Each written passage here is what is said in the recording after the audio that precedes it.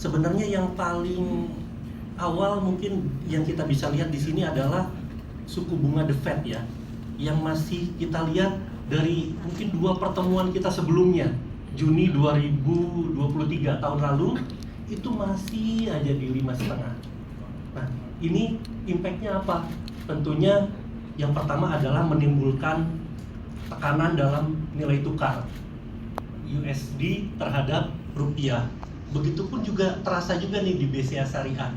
Karena memang tekanan tersebut, lalu Bank Indonesia juga menyikapinya dengan terus.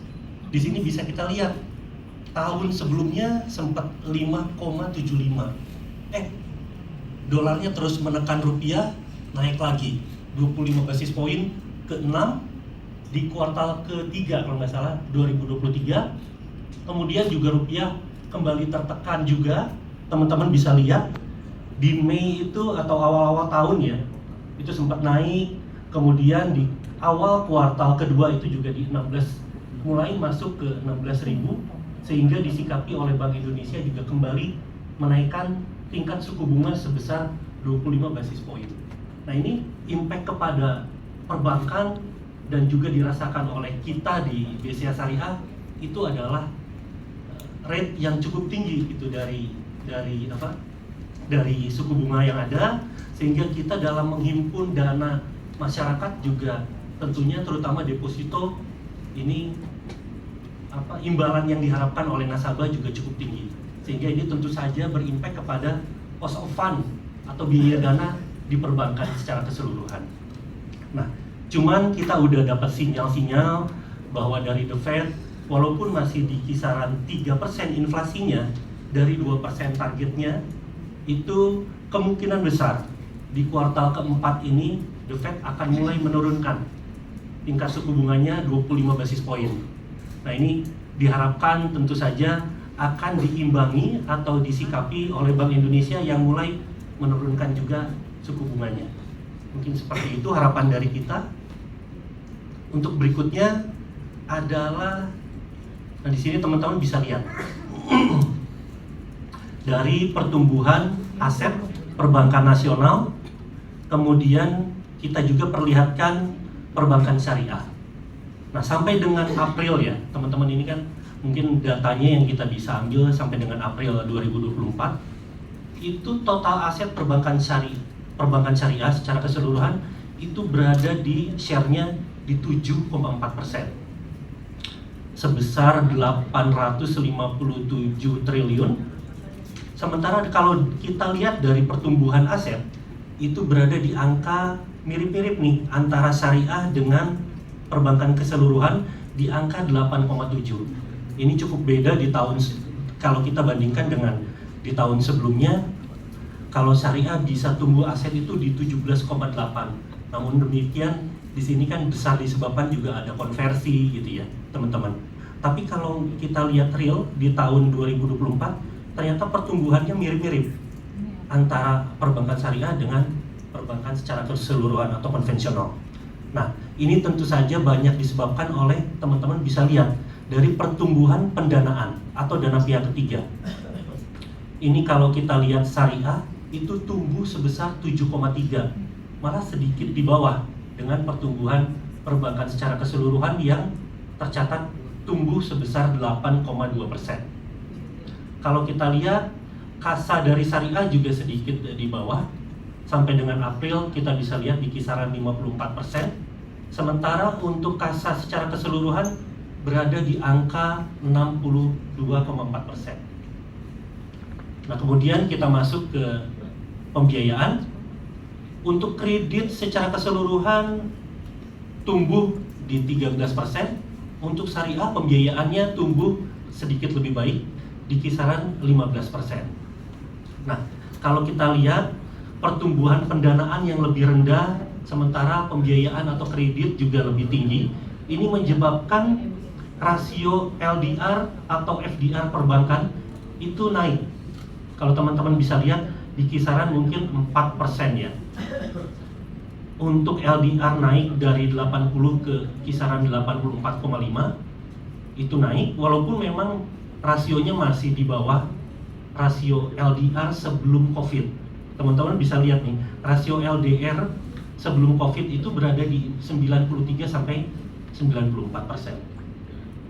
Sementara kalau untuk FDR syariah sendiri, April 2024 itu naik dari 81 periode sebelumnya ke 86%.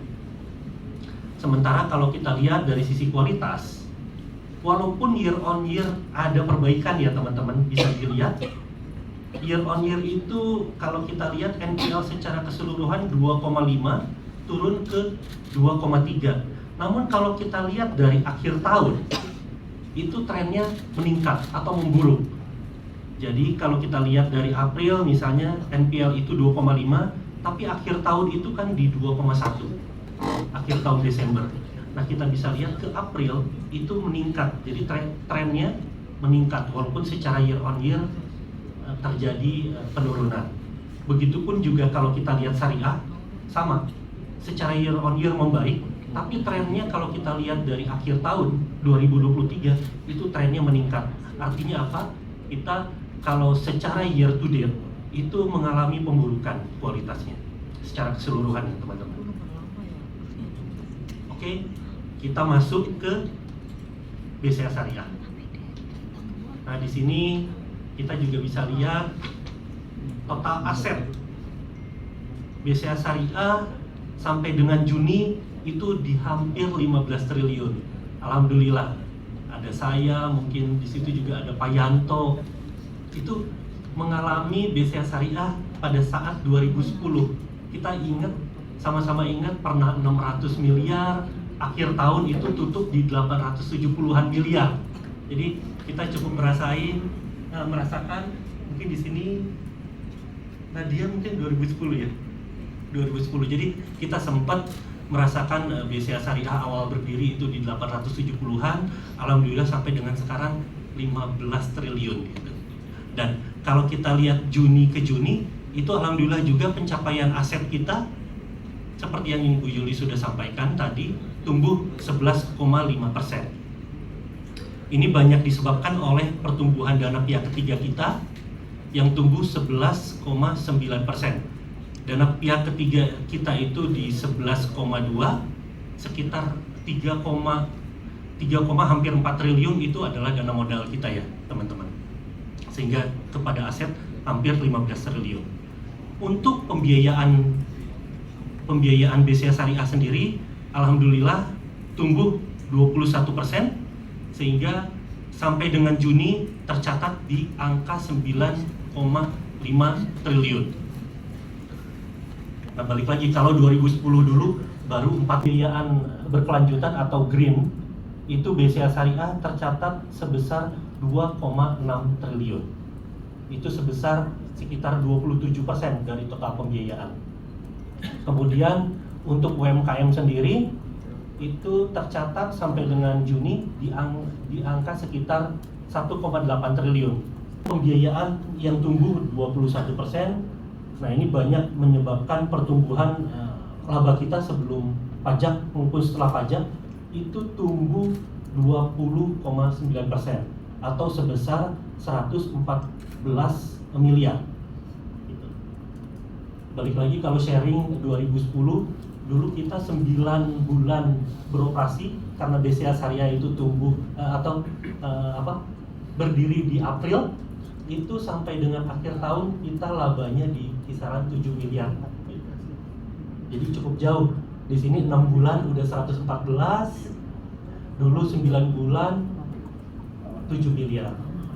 1% juga alhamdulillah sebesar 375 miliar.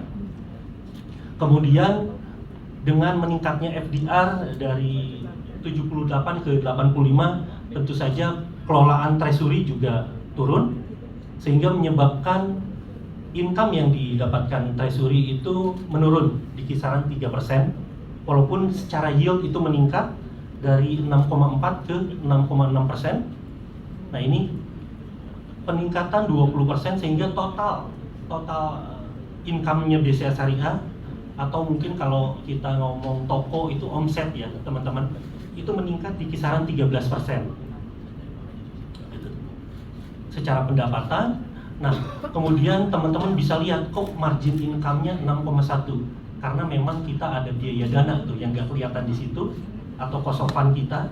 Cost of fund kita itu meningkat dari 3,1% dari sebelumnya ke 3,6 di tahun ini, sehingga ini menyebabkan peningkatan yang cukup besar, meningkat 42